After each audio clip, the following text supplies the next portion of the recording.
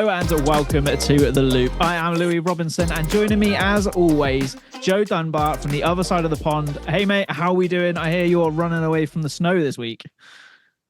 Yeah, just trying to stay warm and stay inside, my friend. I never really would ask this of somebody in the UK, but if you can send some warm weather my way, I'd appreciate that. It's not so warm over here. We've got the fog now. It's starting to get a bit colder, but we're not getting snow. We don't get snow much over here, so it's a little warmer.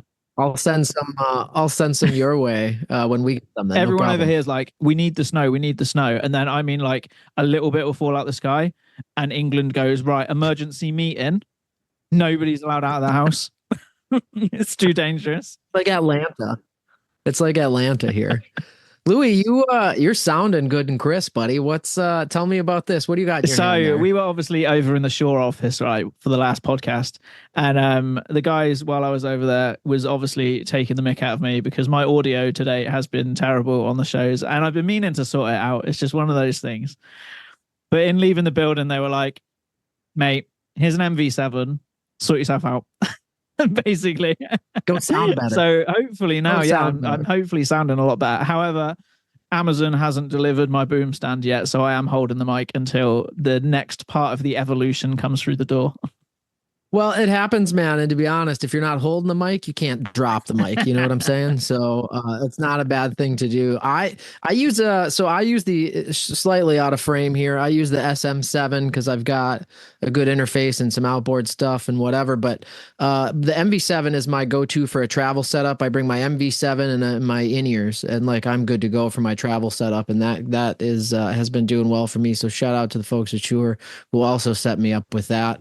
They're always taking care. Aren't they? They're a great bunch. And honestly, like we said in the last episode, mate, that demo facility over in London is a space that needs to be used. We need to be getting in there more because it's a cracking space. And it's a great layout as well to show people the story of where audio really fits into this meeting room environment nowadays, or training facilities, or just spaces where you're hosting people. Yeah, and you know what? A lot of our manufacturers have great experience centers like that, in addition to Shure. So I would just say to all the folks watching and listening out there, don't sleep. Ask your salespeople, or Louis or I or whoever you're working with. If you're talking to a manufacturer, they can usually demo their gear as good as anyone can. And it's nice to be able to switch between it and all that sort of stuff. So, shameless plug for all the manufacturers right there. Definitely, mate. And always a good that's move. A good segue as well for this episode, right? We were talking before the show.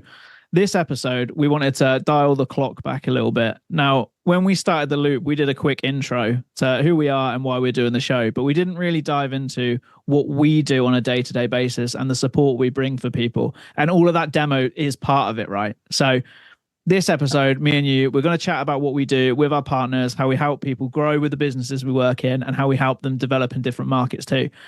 You're going to take the floor first. You're going to tell us what you guys do over there in Starin, and then I'm going to tell you what we do over here in Midwich and where I sit more so in the team. This is always a fun conversation for me, off camera too. We talk about this a lot because I love getting the perspective of, all the Midwich group companies, like how we operate and work with each other. Here in North America, I don't only want to limit to the US, but there's a handful of companies besides Starin. We've got the farm, obviously, and the our media and entertainment side from 76 Media and Tool Farm that we've integrated in now. And there's SFM up in Canada, a bunch of partners. So my role in particular, I work on our services team at Starin. So I do pre and post sale support. It's a lot of design work, a lot of will this work with that, a lot of bill of materials. Okay, we talked about the solution, but what are all the things I need? We don't want to run into any gotchas. We don't want to run into, did we forget this adapter or that cable or anything like that? So that's what I spend a lot of my time doing, in addition to the stuff that I do with the marketing team. I am usually interfaced with a salesperson, just as kind of how it generally goes. And once a systems integrator chats with me a little bit, they usually hold on to my information and they don't hesitate to reach out directly, which is always fine too. We have a couple of ticketing systems between our My Design services and my support services, and we've got like a quick help desk if you just have a quick in and out question. So those things are all good, but I usually don't want to drill it down and overwhelm people with various email addresses and contact points and stuff. It's like, ask your salesperson if that's the person you're working with, start there and they'll know to take you, to me or one of my counterparts or something like that. So it's very, it's very handheld like that usually in the beginning, and then we kind of start working together and diving into the weeds. And that's when, no offense to our sales team, having been a former salesperson, but that's usually when the sales team says, oh, I'm going to check out. I'll come back when you guys are talking about, actually delivering on this project and things like that. And then we can, as I say, dive into the weeds, which is really my favorite place to be. And so I'm curious, Louis, like, how does that stack up against what you do? Because I know we do very similar work, but it's never one-to-one comparable. So like, where do you fit in the organization on your day-to-day, and what kind of work are you doing regularly? Yeah, so like you said, it's quite similar, but where I sit in what we call the UC team over here in the UK. So when I joined Midwich, the moons ago that it was, I was an internal in the UC team, and I've sticked with the UC team since day dot. However, I don't just focus on meeting rooms now, because we've got the facilities like Bracknell, we've got Innovation House, we've got the AV Hub up in Edinburgh, we've got the Manchester office where we've got some demo kit, and we've got Square One over in Ireland that I help out now as well with their demo kit too and their demo facilities.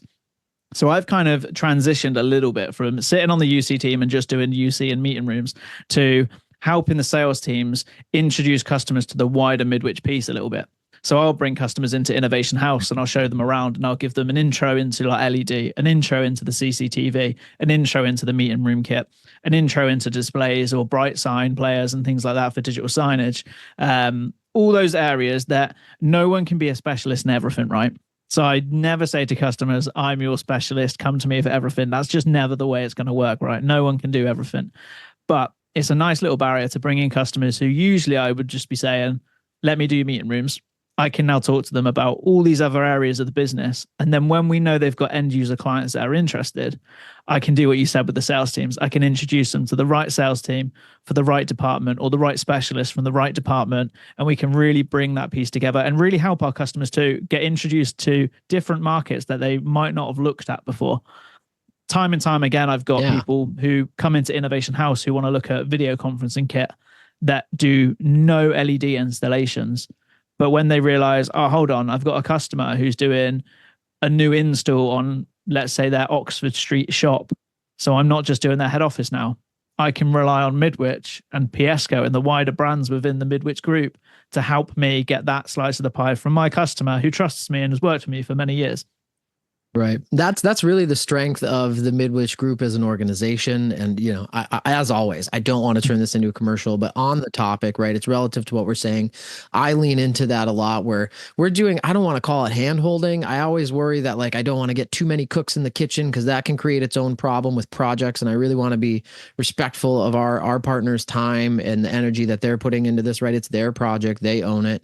But I do often bring in manufacturers, and we'll be on a call with the manufacturer, us, the systems integrator, and the end user. So everybody's involved in it. So everybody's got opportunities to ask questions, and everybody's got, kind of a stake in the project, which is really important. And it's funny how similar our roles are. The structure might look different, or I don't even know what your title is. So like, our titles can look different, but operationally we kind of serve this same piece, where it's more of like a conduit to all these other things that we can have access to. And I'm always flattered. Our sales team talks us up pretty big. They say this is the team that knows everything and they have all the answers. And it's like, well, not really. We get a lot of support from our manufacturing partners, and what our job is really to know, like, where to find the answers. And if we get the questions enough time, then we start to memorize them and we know the answers. But we do a lot of that. Again, hand holding isn't the term, but it's like we work very closely with the partners and the manufacturers, and everybody's usually involved in the conversation. And I think that's a really positive thing compared to what I've seen in the industry past, where systems integrators maybe are hesitant to bring in the end users, and everybody's protective of each other. And, maybe a distributor's hesitant to bring in the manufacturer on that end, right? It goes both ways. And I really love to see kind of the collaborative effort that happens. And I don't know about you, man, but for us, like, it turns out way better. More people are involved, and that makes sure that we get more of the details covered, and we all got all the gotchas down the road, which is really what we're trying to do, right? Is eliminate those scenarios and potential for problems. Yeah, 100%. And it's exactly the way we work over here. And we say it to all of our partners and our vendors. We say, look, places like our demo facilities, not just us, but those facilities, there's no point us having them if you're not using them. Right. So if we're all working on projects, treat it like your own.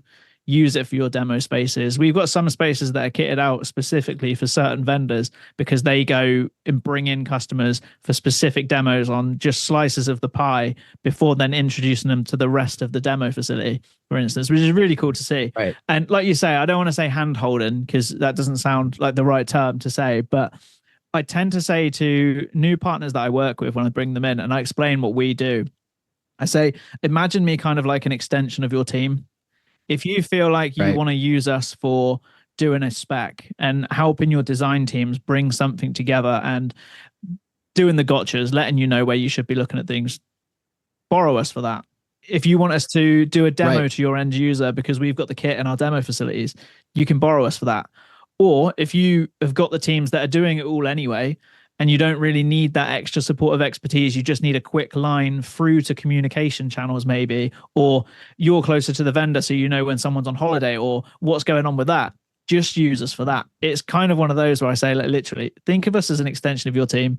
It's the value add piece that we're here to deliver. We are one team, right? We're not the whole industry under one roof. So we all know how to manage expectations, but we know where we fit in this puzzle that all brings together for inevitably the end user, right? It's all for the end user in the end. That's just it. And that is such a good way to just paint the picture of, like, again, because the structures might look a little different within the companies and the titles and who people answer to and what it looks like, but it's like we're doing the same thing, we're serving the same function. It just looks a little different based on where we are. I'm so jealous of your geographical advantages that are lent to you. We do have our manufacturers. We usually lean on them to and their demo centers and experience centers, and we bring our partners there. Obviously, being a bit more spread out, it's not as easy as, you've got more experience in demo centers within 3 hours of you than I do in a long shot. So it's usually a flight here or something like that. So I'm super jealous about that. But the virtual demonstrations have really, especially for the UC space, man, those have taken off. And I think it's honestly a great thing to see because it's almost easier and better to demo the gear from the far end, and you can know what the experience is like. That's a true gauge of how good do these microphones pick up and what do they sound like, because I know what it's like to be on the other end of that. So I really love that aspect of the hybrid work that we're into and what it looks like for our roles. It's funny you say that about distance too, because I was talking to Bobby while he was over at Tech Expo the other week, and I asked him how his flight was, and he was like, "Oh, the flight from the stateside to the UK in the end was about 8 hours."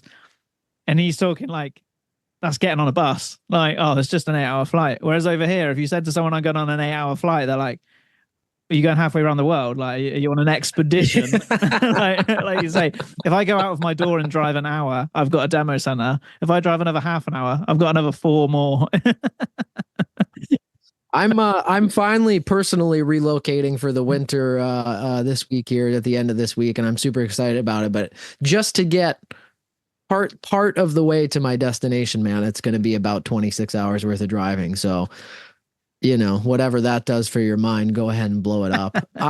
Louis, I don't really have any huge industry updates or anything like that. I know there's some firmware updates coming from some of our manufacturers. I do, we mentioned Shure at the beginning, who got you kitted out and sounding good. And I gotta say, huge thanks to them because you sound fantastic. It's like a radio show over here. I just want to give a quick shout out to Logitech. I work with those guys pretty regularly on a lot of partner projects, and some of the engineers over there sent me over some of the newest, latest, and greatest stuff. And again, I don't want to make it a commercial, but I do want to say, I got one of the new mechanical keyboards here, the MX Mini mechanical, which is an amazing solution. The new Brio 705 I've got set up here, and the Zone 2 wireless headset. And I just want to say, man, I'm blown away by the performance of all these things, especially the Brio 705. I am real quick to throw shade at webcams. If you know me, yeah, you know I'm with you. me. I hear you. Yeah, I'm with you there. Yeah. We're both on pretty high quality cameras here, and not something somebody would typically use for a webcam, right? So that's kind of apples and salads or whatever, however you want to compare it. But I will say I have a couple of webcams here, a couple of really good ones, and the Brio 705 looks really great, and now is part of my travel kit setup along with my MV7. So if you guys are out in the market for something, or you got one of your partners looking for some new personal space hardware, I upgraded from a Logitech MX Master setup that I have for over a decade, I'm sure, now to some of the newer stuff, and I'm just wildly impressed by it. So definitely check them out if you're in the market for it. Well, on the update fronts, mate, same as you, really. There's a lot on the bubble. I'm hearing it's getting towards the end of the year, right? So people know now we're closing the gap on ISE next year. We're closing the gap on a new year. We're closing the gap on running the year out. So I'm finding updates for me are cutting a little bit slim over here, probably because of that. Yeah. But we know what we're organizing for the shows to run the year out, and we got some exciting stuff on the bubble as well. So I was going to say, I don't want to give away too much, but the upcoming episodes, we're going to be bringing some guests in, some people with more expertise in their specific areas than even we have. So definitely, check it out, like, subscribe, stick around, and I can't wait to show everyone out there. So Louis, man, another one in the books, brother. I appreciate you and everything you do, and holding us down. Andrew, brother, it's good as always. I hope you get away from that snow before you get weighed down. Otherwise, I'll be calling you from the snow. And we'll do a transition at some point. At some point soon, we'll fly you over here, and I'll fly over there, and we'll roll reverse, and I'll check out one of those 26-hour drives, feeling like Christopher Columbus or something, investigating the world. I can't wait, man. I look forward to it. We'll see you next time. Mate. Well, don't forget, everyone, like Joe said, like, comment, subscribe. Make sure you hit us up with some comments. We want to know your feedback. We want to know your questions. We want to know what you're hearing out there in the market as well. It's always great to get an in-person, out there update from everyone. We'll catch you in the next episode. Joe, take care of yourself, mate. We'll see you next time.